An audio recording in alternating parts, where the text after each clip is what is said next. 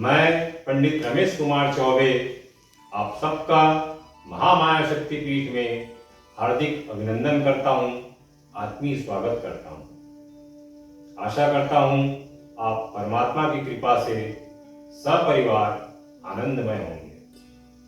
मित्रों, मैंने अपनी पिछली वीडियो में आपको यह बताया कि किसी कुंडली में कौन कौन से दोष हो सकते हैं जिसके कारण से विवाह में विलंब होता है, और उन दोषों को निराकरण करने के लिए कौन कौन से उपाय किए जा सकते हैं।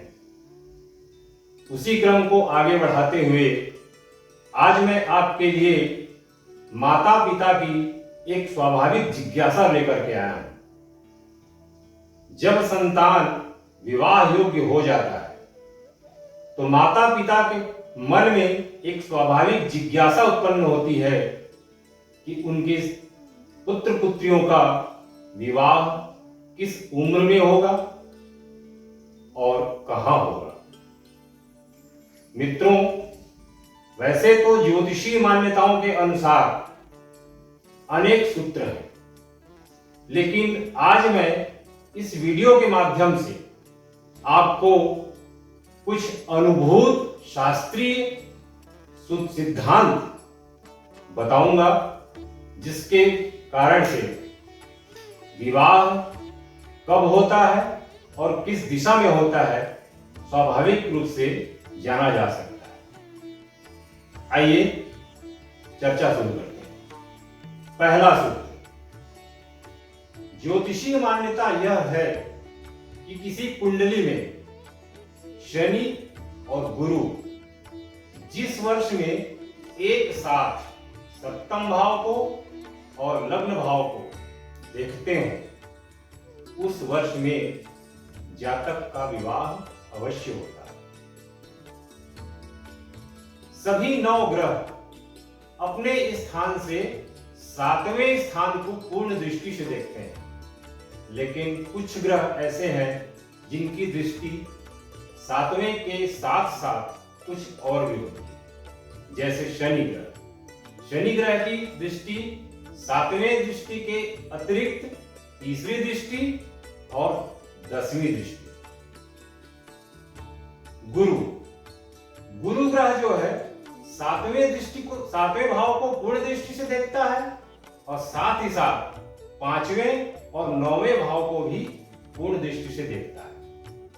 तो ये दोनों ग्रह चाहे किसी भी दृष्टि से हो, एक साथ जिस वर्ष में लग्न भाव को देखें या सप्तम भाव को देखें, उस वर्ष में जातक का विवाह अवश्य होता है। दूसरा सूत्र, किसी जातक की कुंडली में शुक्र और चंद्रमा बलवान हो और जिस वर्ष में उनकी पहली महादशा आती हो, उस महादशा में गुरु की अंतर्दशा जब आती है तब जातक का विवाह अवश्य होता है। अर्थात बलवान शुक्र की महादशा और गुरु की अंतर्दशा, या बलवान चंद्र की महादशा और गुरु की अंतर्दशा। ये दूसरा सूत्र है और बड़ा सटीक और अनुभूत सूत्र है। तीसरा सूत्र, मित्रों, किसी कुंडली में दशमेश अर्थात दशम भाव का स्वामी और अष्टमेश अर्थात अष्टम भाव का स्वामी, इनका संयोग होता है। अर्थात दशमेश की महादशा हो और अष्टमेश की अंतर्दशा हो, जिस वर्ष में यह संयोग बनता है उस वर्ष में जातक का विवाह अवश्य होता है। चौथा सूत्र, सप्तम भाव का स्वामी सप्तमेश और सप्तम भाव में ही स्थित कोई भी ग्रह, इनका जब संयोग बनता है उस वर्ष में जातक का विवाह अवश्य होता है।